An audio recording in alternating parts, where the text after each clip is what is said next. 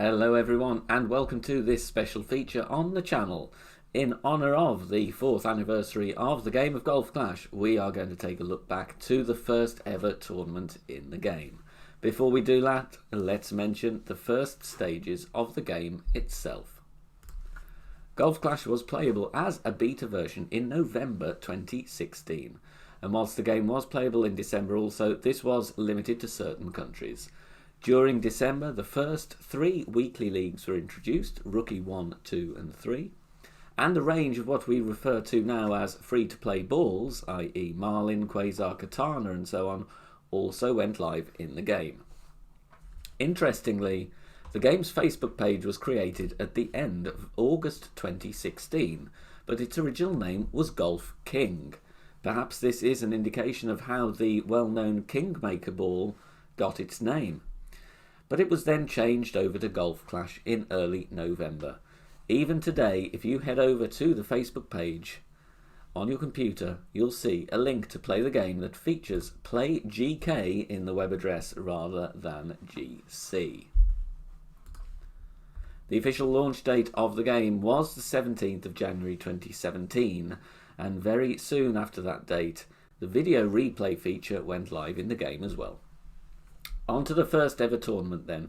This was the US Champions Tournament, and it was announced by Playdemic during the middle of March 2017.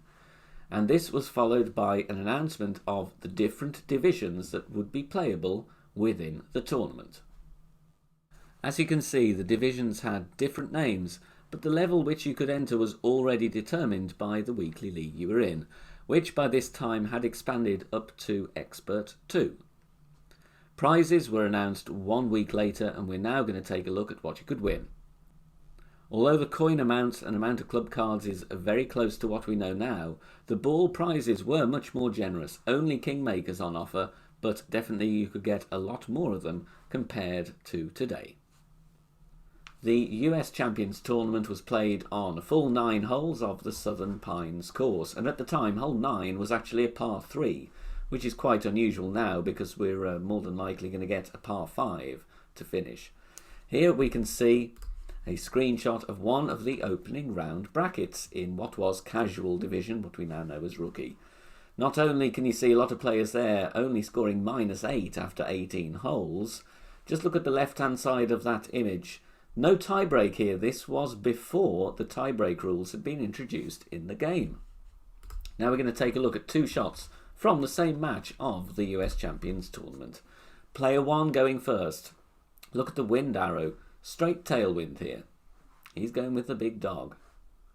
Hole number 6, as you can see there from the old tee boxes. Going with the basic ball.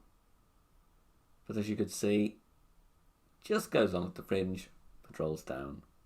Enough for a simple putt, but there we go, straight tailwind. Now I'm going to show you the opponent's shot. Obviously this is exactly the same match, but look at the wind arrow there, clear northwest.